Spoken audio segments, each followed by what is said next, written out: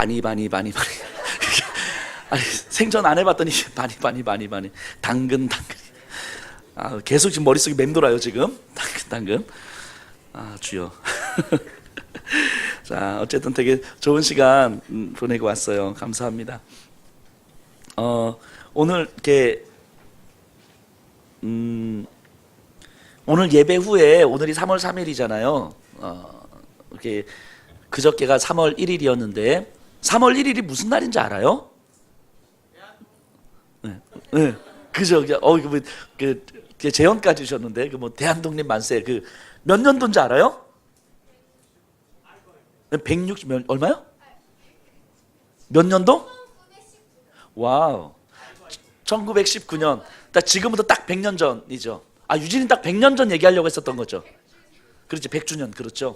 1919년 3월 1일, 뭐 3월 1일 당일날의 문제는 아니죠. 이렇게 3월 1일 그 전부터 해서 그 이후까지. 근데 3월 1일에 그 절정이 일어났던 전 세계사적으로도 1919년 3월 1일은 전 세계사적으로도 굉장히 이렇게 의미 있는 날이에요. 식민지에서 자발적 민중 그 독립운동이 이루어졌던 거죠. 그래서 그 3.1운동, 특히 이제 3.1운동의 그 유관순 그 열사를 기념해서 만든 영화가 있어요. 한 거라고. 그래서 3.1운동을 재현한 건 아니고 3.1운동 이후 1년 후 감옥에 잡혔을 때 감옥에서 어떻게, 그러니까 비하인드 스토리죠. 역사의 비하인드 스토리.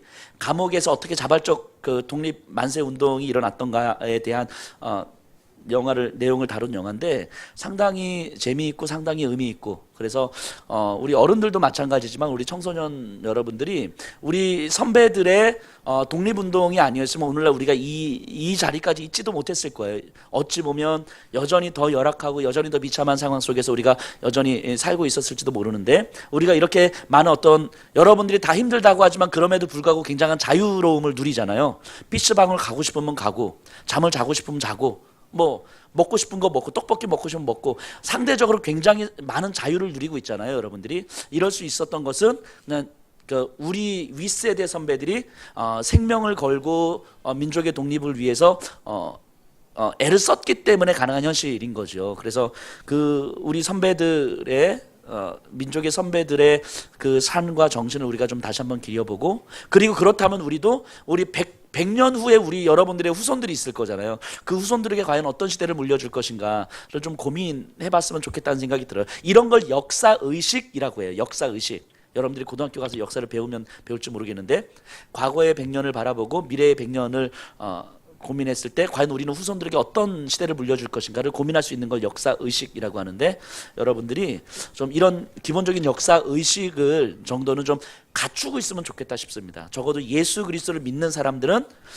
기본적인 역사를 바라보는 눈이 좀 있어야 되거든요. 이 역사의식이 없으면 철저하게 개인적 삶을 살아갈 수밖에 없는데, 적어도 예수님 믿는 사람은 좀 이 개인주의적 삶을 좀 넘어서는 좀 삶을 살았으면 하는 목사님의 바람이 있어요. 우리 선생님들의 바람이 있고, 그래서 이 영화를 오늘 같이 보러 가려고 합니다. 예배 끝나고 아마 선생님들하고 이렇게 모여서 갈 거예요. 여러분들이 좀 많이 참여해 주시면 좋겠고요. 자, 이 시간 우리 하나님의 말씀을 좀 같이 볼게요. 요한복음 3장 16절입니다.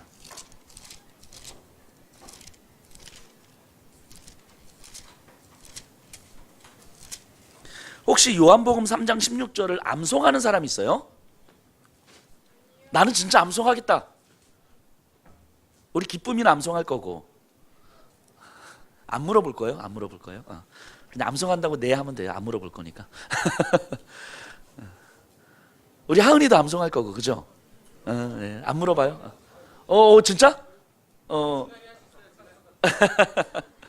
자, 요한복음 3장 16절. 여러분들이 성경을 다는 몰라도 되는데 정말 중요한 몇 개의 구절들은 좀 알고 계셔도 참 좋겠다 싶어요. 근데 진짜 자기는 암송 완벽하게는 못하도 그래도 대충은 암송할 수 있다는 사람. 승훈이? 한번 해볼까? 자, 우리 3장 16절 우리 다 같이 한번 해볼까요? 시작. 하나님이 세상을 이처럼 사랑하사 독생자를 주셨으니 이는 그를 믿는 자마다 멸망하지 않고 영생을 얻게 하려 하심이라. 다시 한번 고백할게요. 시작. 하나님이 세상을 이처럼 사랑하사 독생자를 주셨으니 이는 그를 믿는 자마다 멸망하지 않고 영생을 얻게 하려 하심이라. 자, 우리가 복음을 이야기할 때 여러분 복음이라는 말을 들어봤죠? 복음, 가스펠, 이게 복음. 근데 우리가 복음이라는 말을 많이 들어보기도 하고 얘기도 하는데 과연 복음이 무엇인가 라고 질문 던지면 여러분들은 뭐라고 대답하겠습니까? 목사님 여러 번 물어본 것 같기도 해요. 그죠? 복음이 무엇인가 라고 여러분들에게 물어보면 뭐라고 대답할래요?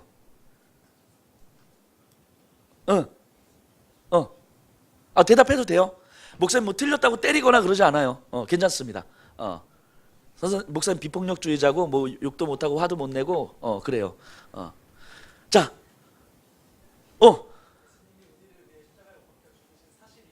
죽으신 사실. 오케이, 그것이 복음에 포함되죠? 맞습니다. 자, 우리 그냥 천천히 그냥 여러분들이 충분하게 이해 가능한 방식으로 하나씩 한번 따져볼까요? 자, 복음을 말 그대로 언어 그대로 풀면 무슨 말이에요? 그래, 복된 소식. 그럼 복된 소식이라는 거예요. 그럼 이제 그 다음에 우리가 뭘 생각하냐면 뭐가 우리에게 복된 소식인가? 복이 있는 소식인가? 뭐 로또 당첨되면 이게 복된 소식일 수 있는 거잖아요. 그럼 로또가 복음이 되는 거예요. 그죠? 여자친구 생기고 남자친구 생기는 게 복된 소식일 수 있는 거잖아요. 그럼 이게 우리에게 복음이 되는 거예요. 그러니까 뭐가 나에게 복된 소식인가에 따라서 뭐가 나에게 복음이 되는가가 달라지는 거죠. 그럼 우리의 인생에서 여러분들 생각해 보세요. 우리가 살아가는 인생에서 가장 좋은 소식은 뭐겠어요? 태어나는 거죠. 태어나는 거. 생명. 가장 슬픈 소식은 뭐겠어요? 죽는 거죠. 그래서 우리는 장례식장에서 그렇게 슬픈 거고요. 태어나는 친생아들이 태어나면 그렇게 기쁜 거예요. 그래서 여러분들은 매년 자기 생일은 꼬박꼬박 챙겨 먹잖아요. 왜요? 내가 태어난 날이 그만큼 소중하거든. 기억하는 거잖아요. 그죠? 뭐 우리 엄마 아빠 생일은 몰라도 G.O.D의 생일은 요즘 G.O.D 세대는 아닌가요? SES의 생일은 자, 어쨌든 방탄 애들의 소녀는 생일. 자, 어쨌든 우리에게 있어서 가장 복된 소식은 생명이요, 태어남이죠. 슬픈 소식은 죽음이에요. 근데 우리가 살아가면서 죽었다 살아난 경험들이 한 번씩은 다 있잖아요.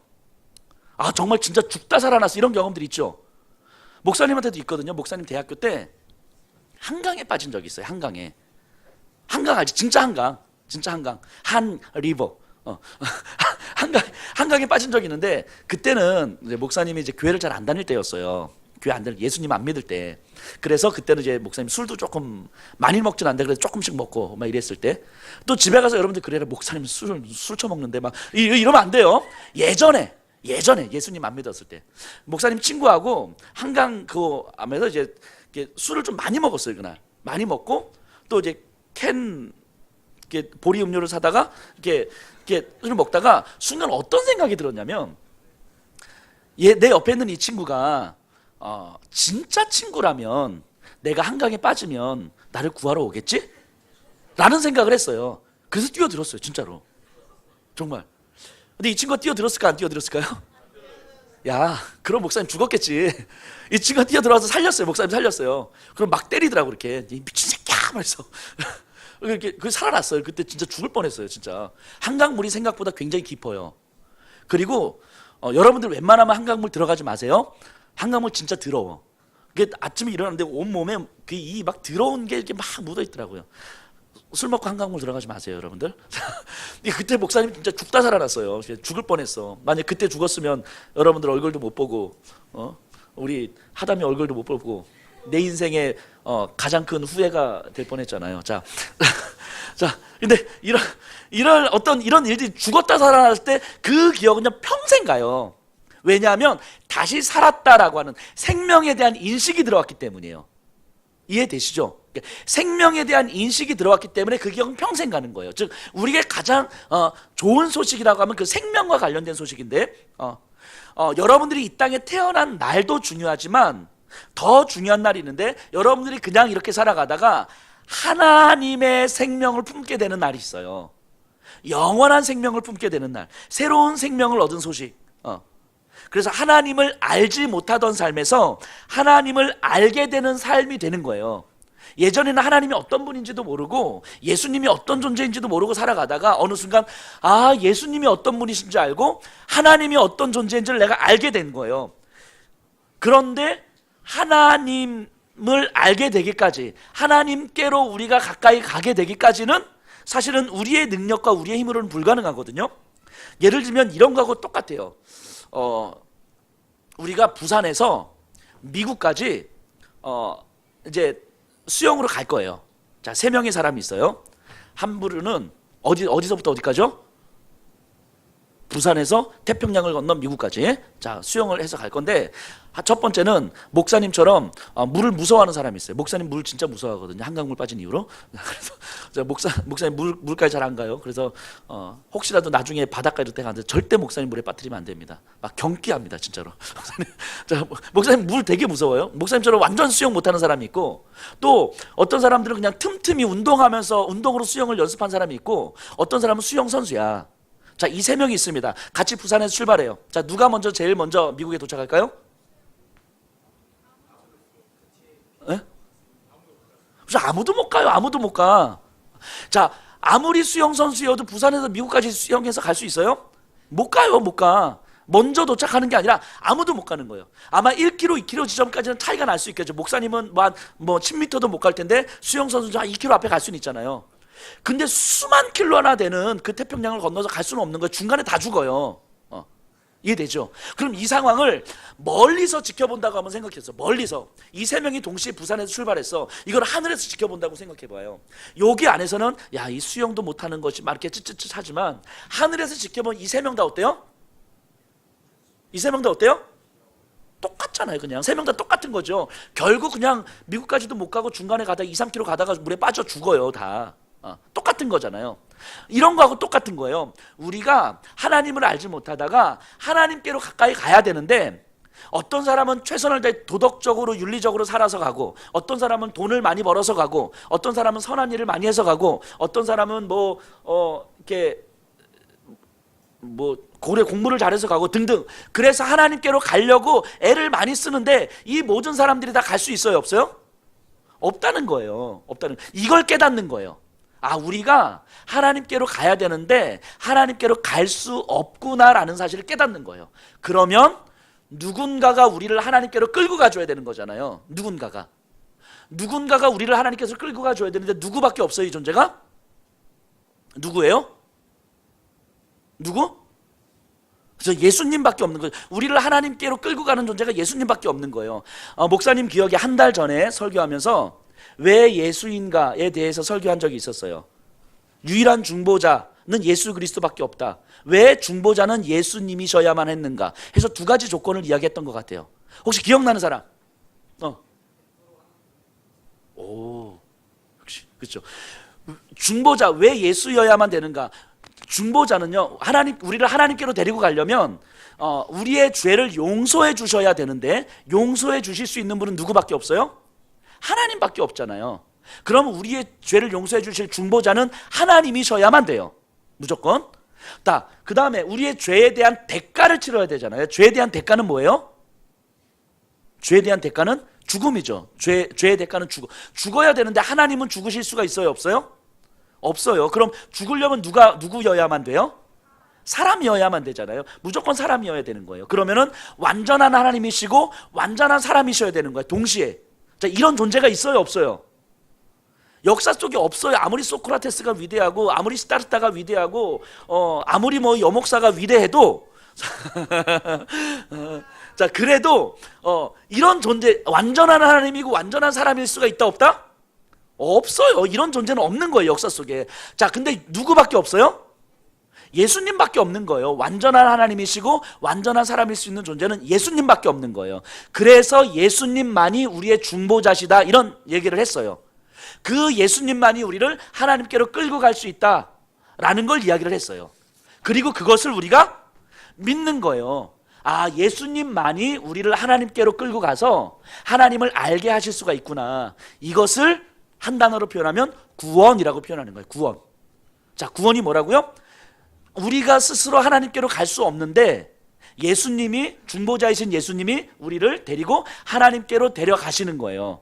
그래서 우리로 하여금 하나님을 알게 하시는 거예요. 이거를 구원이라고 해요. 구원. 하나님의 생명을 품게 되었다 이 얘기예요. 하나님의 생명을 품게 되었다. 요 사실을 복음이라고 해요. 복음.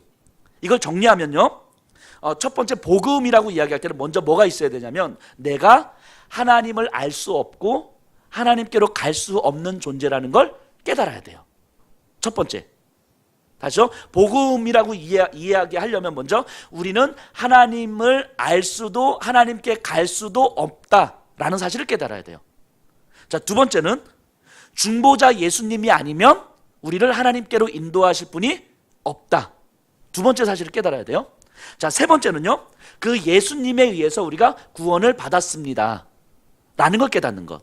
요 세 가지 사실이 있을 때 이것을 복음이라고 합니다. 복음. 자, 그럼 여러분들이 이제부터 어디 가서 복음이 뭐예요? 라고 이야기하면 이 사실을 이야기해야 돼요. 정리하면 이렇게 되는 거죠. 우리는 하나님을 알 수도 하나님께로 갈 수도 없는 존재인데, 유일하게 예수님만이 우리의 중보자가 되셔서 우리를 하나님께로 인도할 수가 있는데, 그 예수님으로 인해서 우리가 구원을 받은 것입니다. 이것을 내가 깨닫는 것이 복음입니다. 이렇게 이야기하면 되는 거예요. 아, 쉽죠? 별로 어렵지 않죠? 복음에 대해서. 자, 복음에 대해서 복음이 뭡니까? 라고 물어보면 이렇게 쭉 설명할 수 있겠죠? 자, 이거를 하나님의 생명을 우리가 품었다 이렇게 이야기하는 거예요. 그래서 새롭게 태어났다 이렇게 이야기하는 거예요. 그래서 이거를 다른 말로 하면 중생 이렇게 표현하기도 합니다. 거듭남 이렇게 표현하기도 해요. 의미는 조금씩 다르지만 어쨌든 비슷해요. 구원을 받았다, 중생했다, 거듭났다, 이거 다 비슷한 말이에요. 새롭게 태어났다 이런 의미인 거예요. 이 사실을 잘 알려주는 성경이 바로 요한복음 3장 16절이에요. 하나님이 세상을 이처럼 사랑하사 독생자가 누구예요? 예수 그리스도죠. 예수님을 주셨으니 우리가 그를 믿으면 멸망하지 않고 영생을 얻게 하려 함이라. 자, 이 고백인 거예요. 오늘 이 복음을 가지고 그냥 조금만 더 이야기하고 마무리를 하면요, 아까 목사님이 그 광고하면서 3.1운동 이야기했잖아요. 우리가 1919년 3.1운동 할 때 우리 민족 대표가 독립선언문을 작성했어요. 몇 명이었죠? 독립선언문을 작성한 민족 대표가 몇 명이었습니까? 33, 그죠? 33인이죠? 33명이 이제 자기 이름을 씁니다. 그런데 생각해 보세요. 그때 당시는 일제 식민지 치하잖아요. 근데 그 독립선언서에 자기 이름을 올린다는 건 무슨 의미냐면 내 목숨을 내거는 거예요. 이거는 공개적으로 선포되는 문서잖아요. 많은 사람들 앞에서. 여기에 내 이름이 올라간다는 것은 1차 수사 대상이 되는 거예요. 그리고 그때는 나뿐만이 아니라 내 부모, 내 가족 다 잡히는 거죠. 그러니까 독립선언서문에 내 이름을 올린다는 건 상당한 용기와 상당한 힘이 필요한 일이었다고요. 그러니까 많은 사람들이 모여가지고 독립선언문을 우리 작성합시다, 비밀리에 막 회합을 하잖아요. 하면서 근데 사람들이 다 거부하는 거예요. 못하겠다고 이야기하는 거예요. 나는 뒤에서 도울 테니까 이름은 못하겠다고. 왜냐하면 이렇게 위험하니까. 근데 그때 앞장섰던 분들이 다 어떤 분들이냐면 사역하신 전도사님들이었어요. 예수님 믿는 사람들. 이 앞장서서, 그리고 민족 대표 33인이 독립 3.1운동 그 독립선언문을 발표하기 전에 다 작성해놓고 이름 다 써놓고 다 자수했어요. 왜냐하면 우리는 도망갈 수 없다고 다 자수한 거예요. 자, 그런데 이제 탑골 공원에, 종로 5가에 있는 탑골 공원에 사람들이 수백 명이 이렇게 모였습니다. 수백 명이. 근데 이 독립선언문에 작성한 사람들이 지금 한 명도 없잖아요. 다 잡혔으니까. 근데 이 독립선언문을 배달했던 분이 한 분 계시거든요. 이렇게 여기 사람들에게 나눠줬던 분이 황해도 해주 출신의 정재용 전도사님이셨어요. 근데 전도사님이 이게 하다가 이 독립선언문이 이렇게 조그만 이렇게 이런 책자로 이렇게 돼 있는 건데 이거를 품에 이렇게 이제 숨겨가지고 이제 왔는데 탑골 공원에 딱 왔는데 민족 대표가 아무도 없고요. 사람들은 막 모여 있는데 이제 시간이 된 거예요. 근데 이분은 민족 대표도 아니고 그냥 이 독립선언서를 배달만 해준 사람이거든요. 근데 이러다가 다 잡힐 것 같은, 아무것도 못하고 잡힐 것 같은 거야. 근데 여기서 이제 얼마나 갈등을 했겠어요, 이 정재영 전도사님이. 이걸 내가 올라가서 읽어야 되나? 읽으면 바로 잡히는 건데, 바로 이제 가문의 멸족인데. 그러다가 갈등을 하다가 이 정재영 전도사님이 탑골공원에 단상에 딱 올라가서 독립선언문을 낭독을 합니다. 그 장면을 상상해 보면, 저도 이렇게 글로 보고 사진 자료로만 봤는데 그 장면을 상상해 보면 목사님은 개인적으로 막 가슴이 뭉클해져요.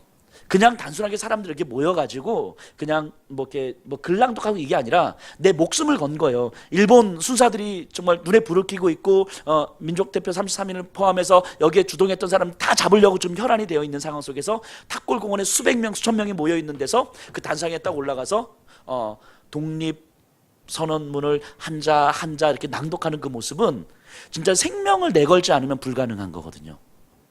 근데 어떻게 그런 용기가 있을 수 있었을까? 물론 나라를 사랑하고 민족을 사랑하는 그 마음 때문이기도 했지만, 저는 특별히 그리스도인들이 그 독립운동과 독립선언문에 앞장설 수 있었던 이유는 이미 우리에게는 새로운 생명이 주어졌기 때문인 거예요.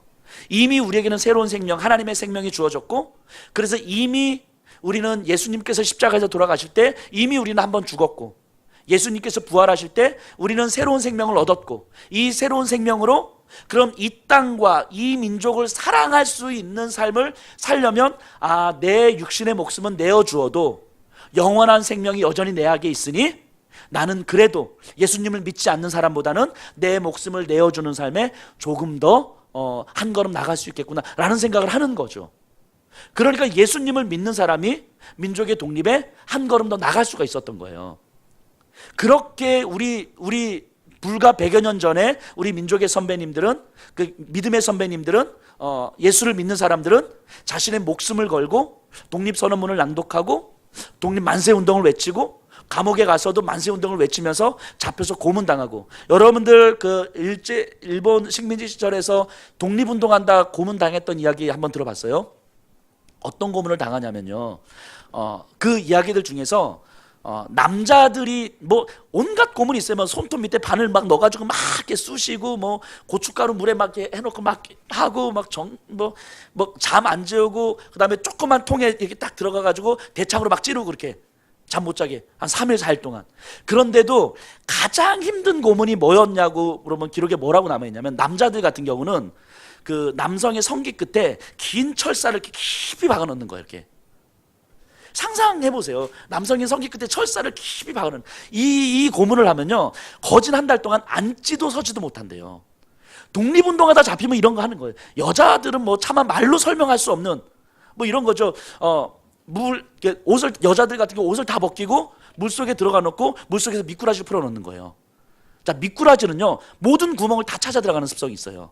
그러니까 이런 식의 고문을 하는 거. 이 상상만 해도 끔찍한 거예요. 막 유관순 열사 같은 경우는 가슴을 막 도려내기도 하고 코를 잘라내기도 하고 막 이랬다고 하죠. 형상을 알아볼 수 없을 정도로. 독립운동을 하다 잡히면 이런 거예요. 그냥 한 방에 죽으면 괜찮은데 견딜 수 없는 고문 앞에서. 그런데 그런 독립운동에 그리스도인들이 한 발 앞장서 나갔다는 거죠. 왜냐하면 하나님의 생명을 얻은 우리가 이 민족을 사랑할 수 있는 방식은 적어도 다른 사람들보다는 하나님의 생명을 얻은 우리가 조금은 더 자유로울 수 있으니까, 영원한 생명이 있으니까, 이 믿음이 있었기 때문인 거죠. 그러니까 예수님을 믿는 사람이 나라와 민족을 생각하는 마음이 훨씬 더 탁월했었으면 우리는 역사 속에서 찾아볼 수가 있어요. 이런 역사는요 우리나라뿐만이 아니라 수없이 많이 찾아볼 수 있습니다. 2차 대전에서 독일에서 이제 그리스도인들이 나치 히틀러의 치하에서 어떻게 자신의 목숨을 걸고 움직였는지, 아니면 초대교회만 봐도요, 성경에 기록된 초대교회만 봐도 로마 시대 교회들, 로마 시대에 지하 감옥이라는 데가 있어요. 그거 어디냐, 어떤 거냐면요, 이 기둥을 이렇게 박아놔요. 근데 이렇게 옷을 벗기고 발목하고 손을 뒤로 이렇게 묶어서 세워놓는 거예요. 이게 한 달 정도. 여러분들 생각해보세요. 한 달 정도 그 습한 지하에 기둥 안에 딱 세워놓는 거예요. 이렇게 서서 잠도 자는 거예요. 대소변도 여기서 다 이렇게 승차를 해야 되는 거예요. 그럼 어떻게 되냐면 대소변이 이대로 다 흘러가잖아요. 발부터 썩어 들어와요. 살이 썩어 들어오면서 죽습니다. 이게 로마의 지하 감옥이거든요. 이게 이스라엘의 독립운동이라든지 예수를 믿는 사람들이 그런 고문을 당하는 거예요. 일주일 동안 굶은 사자굴에 넣는 거예요. 그냥 산채로 이렇게. 근데 그럼에도 불구하고 예수를 믿는 사람들이 이 유대 민족을 사랑하고 그 시대와 질서를 사랑할 수 있었던 건 우리에게는 이 땅의 생명이 아니라 영원한 생명이 있었기 때문인 거예요. 실제로 로마 시대에 그리스도인이 아닌 다른 일반 학자, 역사가의 글이 있어요. 그래서 그 시대를 쭉 표현하는데 그 중에 그리스도인들을 향해서 쓴 글이 있는데 이런 표현이 있더라고요. 저 사람들은 제정신이 아닌 것 같습니다. 이런 표현이 있어요. 예수 믿는 사람들 보고 저 사람들은 제정신이 아닌 것 같습니다. 왜냐하면 자기들이 먹을 것이 없는데도 불구하고 고아들을 보면 자신이 먹을 것을 나눠줘. 그 비그리스도인, 교회를 안 다니는 사람이 그리스도인을 볼 때 그런 거야. 저 예수 믿는 사람은 자기들이 먹을 것이 없는데도 길에 고아들을 보면 자신의 먹을 걸 나눠줘. 자신의 생명이 경각에 달려 있는데도 어려운 사람들을 보면 나서서 도와줘. 그러니까 저 사람들은 제정신이 아닌 거죠. 그러니까 당시 그리스도인들은 그랬다고요. 내가 아무리 힘들고 어려워도 옆에 있는 고아들과 과부들과 어려운 사람들을 나서서 도와줄 줄 알고 그들을 사랑할 줄 아는, 이 시대를 사랑할 줄 아는 사람들이었던 거죠. 로마 시대에는요, 일부 다처였잖아요. 돈 많은 사람들은, 권력 있는 사람들은. 그래서 로마의 권력자들이요, 로마인 여자들 중에서 첫 번째 부인을 얻습니다. 근데 두 번째 부인부터는 꼭 로마인 여자가 아니어도 되거든요. 근데 이 사람들이 어떤 욕심을 내냐면 순결한 여자였으면 좋겠는 거예요. 근데 당시 로마에서는 성적으로 완전히 타락했기 때문에 남자고 여자고 순결한 사람을 찾아보기는 거의 불가능했어요. 근데 이 로마의 귀족들이 순결한 여인을 둘째 부인, 셋째 부인으로 얻고 싶은 거예요. 근데 당시에 순결한 여인은 어디서 찾았냐면 예수 믿는 여자들에게서 찾았어요. 당시에는요, 예수 믿어? 그럼 순결. 이게 상징이었어요. 상징. 그때는요. 예수 믿는 여자, 이 사람을 확인하지 않아도 순결한 여자라는 것이 보증이 됐단 말이에요. 그때 당시에는. 그러니까 로마의 귀족들이 자기들이 박해하는 예수 믿는 사람들을 찾아가서 거기서 여자들 데리고 오는 거예요. 그래서 로마의 귀족들은 두 번째 부인, 세 번째 부인을 참는 거죠. 그러니까 이 사람들이, 이 여인들이 로마의 귀족층 안에서 이제 자녀를 낳고 뭘 가르치겠어요? 예수님을 가르치는 거죠. 복음을 가르치는 거죠. 그렇게 100년, 200년, 300년이 지났을 때 로마의 기독교가 국교가 되는 거예요. 그러니까 아마 세계사를 공부하는 사람은 알겠지만 콘스탄티노플 황제가 뭐 꿈을 꾸고 뭐 해가지고 로마의 국교를 선포했다라고 하지만 사실은 이미 로마의 귀족층 안에는 그리스도인들이 굉장히 많아진 거예요. 그런 여인들을 통하여서. 예수를 믿는 사람들이 그때 당시 굉장히 어렵게 살았지만 사실은 민족을 사랑하고 나라를 사랑하고 사람을 사랑하고 자기를 사랑함으로 철저히 자신들의 길을 지켰던 거죠. 저는 오늘날 한번 이런 질문 던져봐요. 오늘날 이 시대에 교회 다녀. 그럼 순결하지. 이게 자동으로 이퀄이 되나요? 오늘날에는? 아닐 것 같아요. 아닐 것 같아요. 상대적으로 그럴 수는 있겠죠. 하지만 교회 다닌다고 해서 순결이 보증되는 건 아닐 수 있는 거잖아요. 교회 다닌다고 해서 정직해. 이게 아닐 수 있는 거잖아요. 교회 다닌다고 해서 정의로워. 이런 건 아닐 수 있는 거잖아요. 근데 초대교회는 그랬다고요. 교회 다니면 정직 보증이 됐다고요. 교회 다니면 정의 보증이 됐다고요. 교회 다니면 사랑, 나눔 보증이 됐다고요. 왜냐하면 예수님을 믿는 사람들은 이 땅에서 살아가는 내 생명보다 하늘의 생명을 품었다는 확신이 있었기 때문에 이 땅에서 내 목숨 조금 내어주어도 나는 충분히 가능한 삶이, 괜찮은 삶이라고 믿었기 때문인 거예요. 그러니까 더 한 걸음 나가서 나라를 사랑하고 민족을 사랑하고 사람들을 사랑하고 그래서 그리스도인들이 세계의 독립운동에 또 세계의 빈민운동에 세계의 정의 반부패 운동에 그리스도인들이 그렇게 많이 헌신하고 종사하는 이유가 바로 이런 거죠. 그런데 오늘날로 들어오면서 점점 이런 것들이 사라지잖아요. 그리스도인들이 내가 영원한 생명을 품고 있기 때문에 이 시대의 정의와 사랑과 부정과 뭐 등등등 이런 것들을 위해서 내가 한 걸음 더 나가야 되겠다라는 생각을 못하는 거죠. 그냥 나 하나에 급급해서 살아가는 거니까. 점점 이건 한 개인의 문제가 아니라 이 시대가 그렇게 흘러가고 있기 때문인 거죠. 목사님이 오늘 말하고 싶은 건 뭐냐면 복음이라는 건요, 우리에게 이 세상의 생명을 넘어서 하나님의 생명을 품게 해주신 하나님의 은혜예요.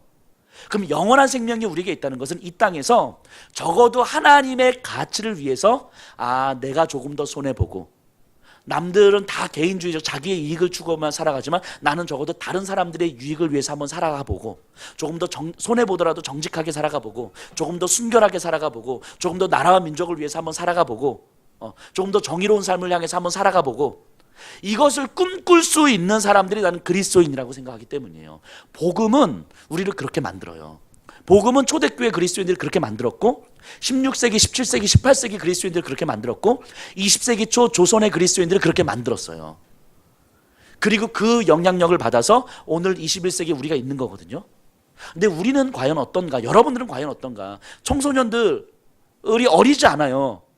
근데 여러분들은 과연 내가 예수를 믿기 때문에 이 나라와 민족을 한 번이라도 생각해 보고 있는가? 이 시대를 생각해 보고 있는가? 50년 후, 100년 후 내 후손들에 대해서 어떤 시대를 물려줄 것인지에 대해서 한번 생각해 보고 있는가? 이 시대를 내가 어떻게 사랑할 것인가? 이 시대, 이 사람들을 내가 어떤 방식으로 품을 것인가? 이런 어떤 좀 더 나를 넘은 어떤 거시적 차원에서 우리의 복음과 우리의 신앙을 한번 생각해 보고 있는가? 스스로 한번 질문 던져보세요. 복음은 우리를 그렇게 만듭니다. 복음은 그리스도인들을 그렇게 만든다고요. 근데 우리가 계속해서 내 감정, 내 마음, 내가 좋은 거 이런 것만 가지고 살아간다면 그거는 참된 의미에서의 복음이 아닌 거죠. 아닌 거죠.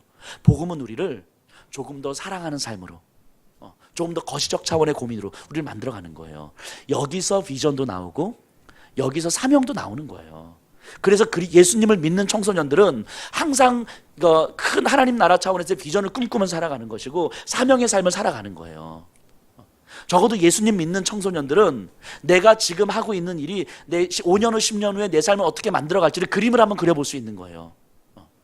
그게 그리스도인들인 거죠. 예수 믿는 청소년들인 거죠. 여러분들인 거죠. 복음은요, 단지 일주일에 한번 교회 나온다 예배드렸다 이 차원의 문제가 아니라고요. 여러분들의 삶을 조금 더 민족적 차원에서, 나라적 차원에서, 세계적 차원에서 여러분들의 삶을 고민하도록 만드는 거예요. 전 여러분들이 참된 복음을 품는 사람들이었으면 좋겠어요. 그래서 정말 민족적 차원에서 여러분들의 신앙을 고민할 수 있었으면 좋겠고, 여러분들의 삶이 비전을 품는 삶이었으면 좋겠어요. 우리 청소년들이 좀 그렇게 커나갔으면 좋겠습니다. 우리 좀 다 같이 일어나서 찬양할까요?